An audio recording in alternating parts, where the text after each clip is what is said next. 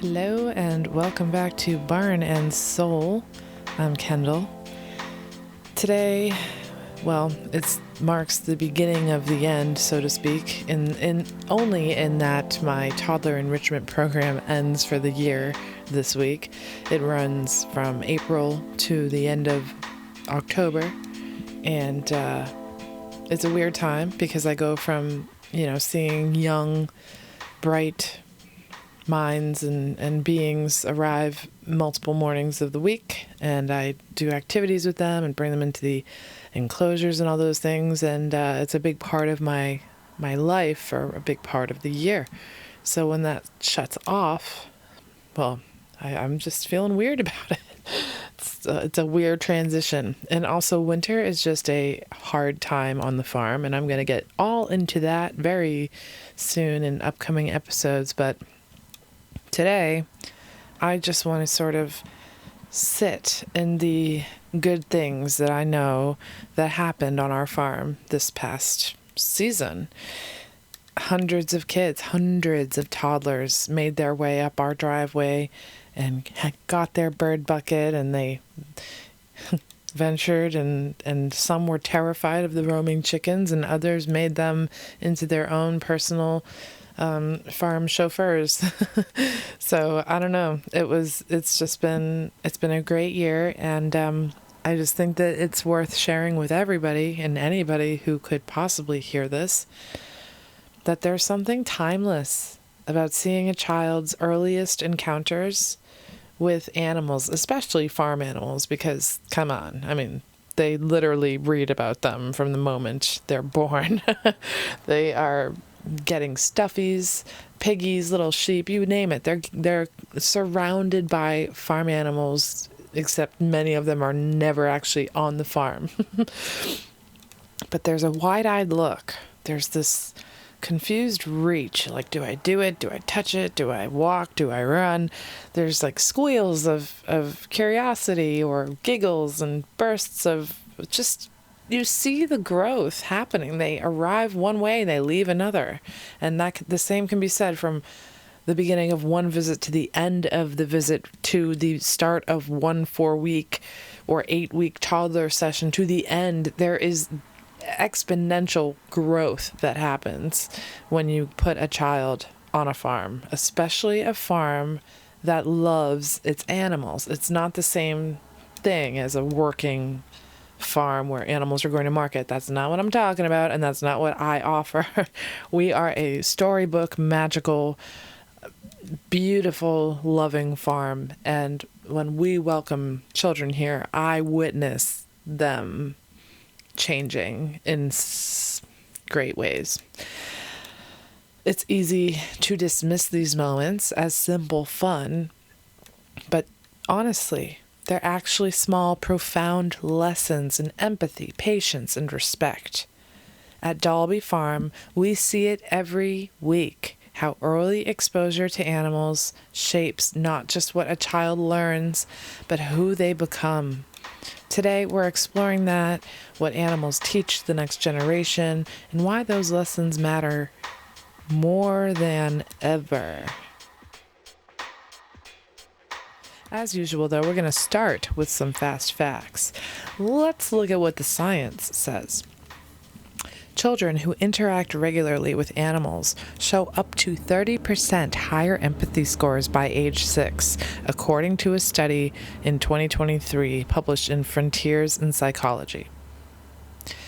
Exposure to animals before age 10 is linked to greater environmental awareness and compassion toward living things in adulthood. That's University of Cambridge, 2021. In preschool-aged children, caring for animals increases self-regulation and patience, measurable even after short-term exposure. Thank you, Journal of Applied Developmental Science of 2022. Farms and petting zoos are being studied as micro-ecosystems of learning, teaching respect for nature through sensory engagement and gentle boundary setting. Oh yes, that would be from the Early Childhood Research Quarterly of 2023. And lastly, a 2024 poll by the National Wildlife Federation found that 69% of parents believe their children spend too little time outdoors, yet 84% said they'd enroll in nature-based programs if available locally. That last number says a lot. Parents want nature to be part of their kids' upbringing, but where are the programs that support this? They need meaningful, safe ways to make it happen. And I, for one, obviously am all about that.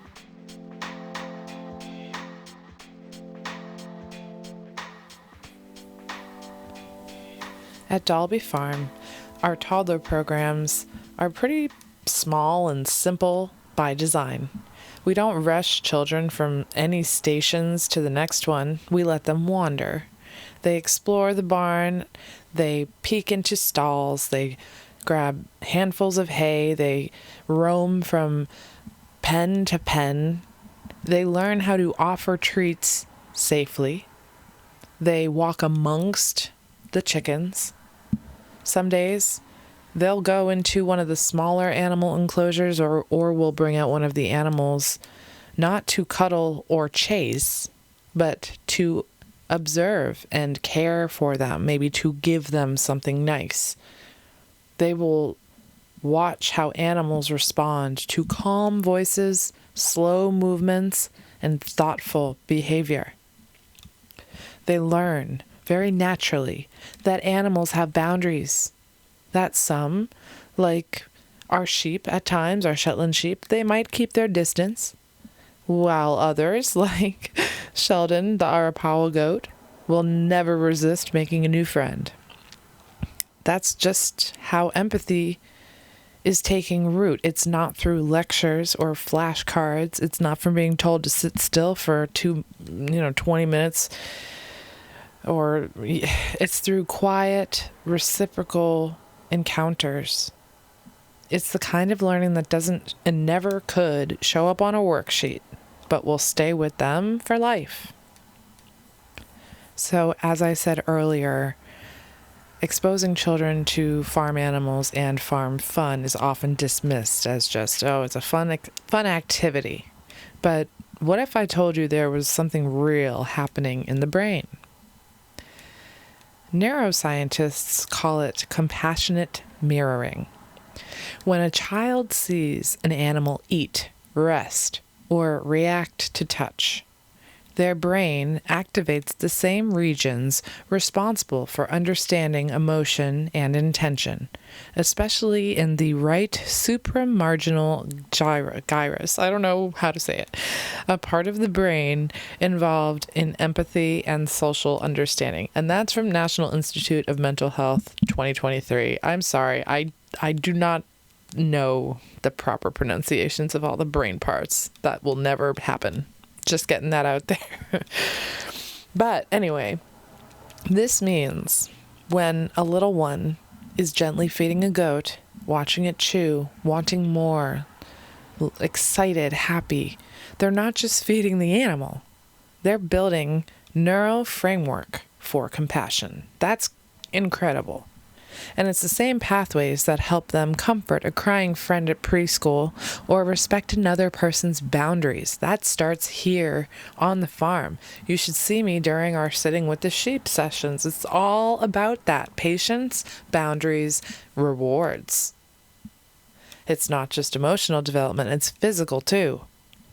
When we walk into the sheep pen and the children are told, don't go past this part, the sheep will feel safe and they'll come to you. And then the sheep come to them. That is amazing. And they love that reward.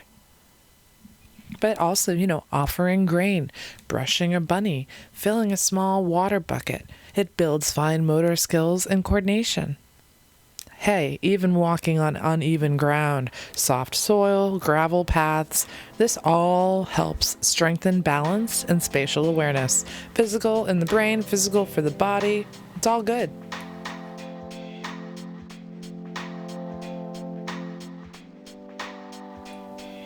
My favorite moments happen when the children enter the sheep pen, the sheep enclosure. It's always starting with a mix of excitement and I want to say hesitation, but it's not, because it's the opposite of that. They are ready to run, but I'm the one who has to sort of say, okay, do you see that area on the ground there? You're not going to go past it. And so eyes wide, clutching their hay, or maybe it's the licorice grain I've just handed them, they quickly see the cause and effect of their behavior. If they instantly dart toward the sheep are going to run away into the barn. And since we're not allowed past a certain part, the kids are out of luck. The sheep went away. But if the child enters in and they are calm, cool, collected, they pick a spot, they're quiet, they're chill, they're hanging out, the sheep pick up on that energy. They are vibing with that. They will come on down and take your treats. Like, you can only learn these lessons by doing it. And these kids quickly realize that too. Now there's others, like Sheldon, as I said. He is going to give the crowd what they want. He will always deliver. But there's still a boundary there, and that's his horns. He's an amazing personality, but he still has qualities and characteristics that make him somewhat of a threat to an average child. So what do? We don't just dismiss Sheldon. We don't just not pet him or not engage with him. We are thoughtful. We watch our hands. We pay attention. We watch him. What is his demeanor? What is his position? Where is he? Is he in the barn? Is he outside? Where is our hand? We are paying constant attention. Boundaries. Patience. This is how we coexist. Some adults need that lesson, right? But anyway, I can speak to it. There is a shift. The child will lower their voice. The child will slow their movements. They will mirror patience once they understand it. And oftentimes I think we dismiss children all too quickly. We don't, and I've been guilty of this too many times with my own kids. You know, you think a 3-year-old can't do X, Y, Z, and then boom, they prove you wrong. Give them the chance. Take them to that farm and see what they're made of. Kidding, but not kidding, but kidding. You know, if you've been listening to me for more than a couple of these, then you should kind of understand my vibe by now. I'm a little here and there, but I always mean well. All right. Well, anyway, my whole point here is that these experiences are setting children up for really good life lessons. That understanding others sometimes means slowing down. And it's one of the rarest gifts that we can give in this world that I believe moves way too fast.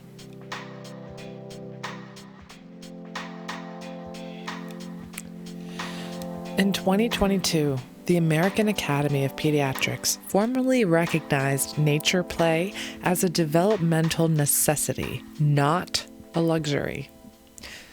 But children today spend an average of 4 to 7 minutes in unstructured outdoor play per day. 4 to 7 minutes compared to 3-4 hours just 30 years ago, like when I was a kid. When we see toddlers on the farm, we're not just teaching them about animals, we're helping them reconnect with rhythms that used to be second nature. They notice how the ducks gather when they hear us approach them, and they start to scream, and they wonder why. They feel the difference between a cool stone and sun-warmed sand. They experience seasons as they happen. Muddy boots in spring, baby chicks, buzzing flies in summer, water toys, crisp mornings in fall, and nature crowns, and trick-or-treating, Halloween fun. Watching the foliage, the farm gets such beautiful foliage. These sensory cues ground them, literally. They form early connections between self, animal, and environment, a foundation for environmental stewardship later on. And I don't know, animals can be something of an emotional mirror, if you will. Animals don't pretend. They don't fake excitement, and they don't perform affection for approval. Unless you're Sheldon. I could argue that one. I can't get in his head. But that kind of authenticity is powerful for children still learning to read social cues. The children see natural consequences of a loud voice or quick movement. They see the bunnies run away from their outdoor enclosures if there's been too much hustle bustle out there. But if they're quiet and if they approach with a carrot and they are really calm and cool, they see the reward of their patience because that bunny comes right over. It's instant feedback, pure and uncomplicated. And it teaches responsibility better than any sticker chart could.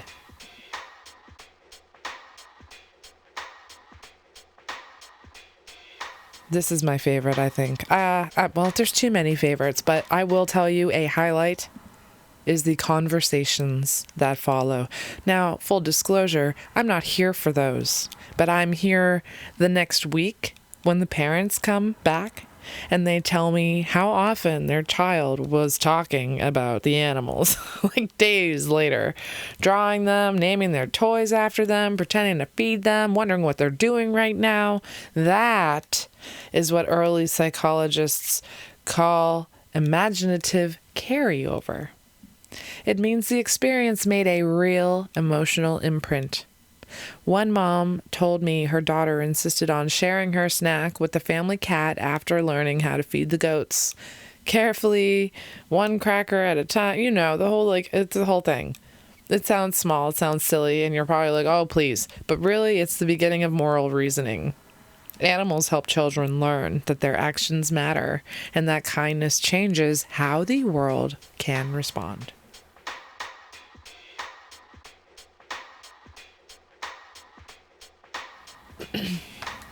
So here comes Kendall with the heritage breeds and why they matter. So then, when we teach children about the rare breeds, the endangered breeds. Side note, I feel like rare breeds is confusing for people that are just learning about the fact that farm breeds go extinct. When you hear rare, you're probably thinking like weird looking. But when I say rare, I mean endangered, just so we're clear. But when kids are learning about endangered heritage breeds, like our Arapawa goats, or the American chinchilla rabbits, or the Ossabaw Island hogs, we're also teaching about biodiversity and conservation in a way that can be seen and felt. Instead of learning abstract ideas like some animals are endangered, no, they meet one. They meet one face to face. They feed him. They bring pantry items and wilted greens from their kitchens to help them have snacks. They hear that Sheldon's breed came from an island in New Zealand and that there are fewer than 600 left in the world. That kind of tangible connection makes conservation real. And honestly, I think it affects the parents and the caregivers a little bit more, but I still think that when they grow up, the concept is not going to be foreign to them. It will stay, and they'll remember. And they'll come back. It plants a seed that should help grow into respect for biodiversity, sustainable farming, or simply, I will settle for a lifelong love for animals. The impact of early animal interaction does not fade. Longitudinal studies from the University of Denver's Institute for Human-Animal Connection in 2024 found that children who were engaged in animal-based education programs before age 6 showed higher social responsibility scores in adolescence, increased resilience, and lower stress hormones in response to challenging situations, and a 40% greater likelihood of volunteering or donating to environmental causes as adults. When we think of education, we tend to imagine classrooms, books, and screens, but real education begins in spaces where curiosity and compassion overlap. And few places embody that better than Dalby Farm.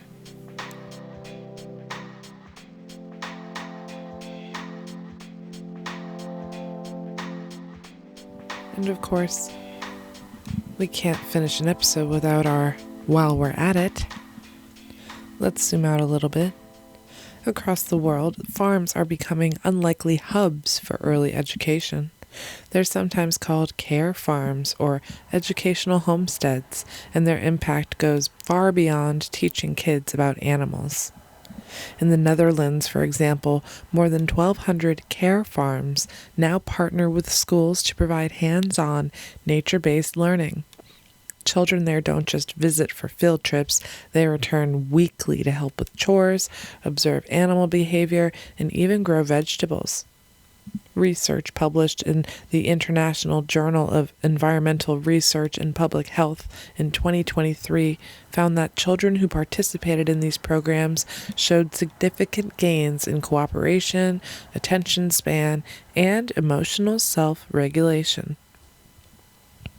In Japan, the Satoyama Initiative brings urban families to traditional farms to restore that lost connection between people and land. It's credited with reducing childhood stress and building what they call living empathy, the awareness that humans and animals share the same environment and depend on each other to thrive.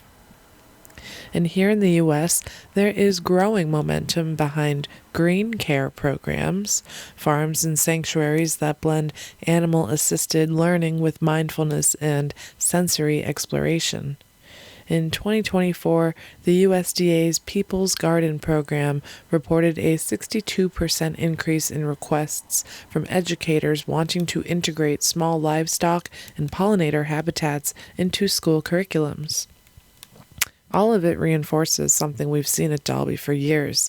When you put children and animals in the same space with curiosity, kindness, and time, learning becomes natural, and healing does too.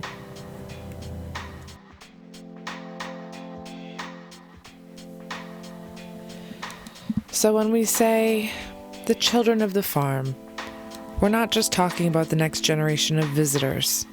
We're talking about a generation of learners, listeners, and caretakers, shaped by their earliest experiences with living things. Every giggle in the goat yard, every handful of grain offered with care, every hesitant step towards the roaming roosters, it all adds up to something bigger, a more empathetic, grounded, and gentle generation. And honestly, I think that might be the most important thing we grow here.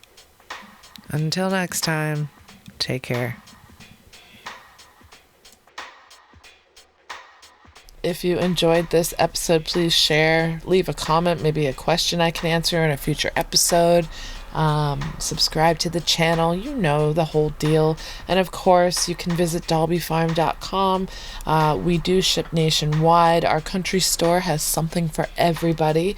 So I hope, and please know that all purchases, I believe it's at least 50% of each and every purchase goes directly back to the care and upkeep of this family farm. So we thank you very much. I hope this finds you well, and we'll see you next time. Oh, and don't forget to appreciate the rare and wonderful things in life.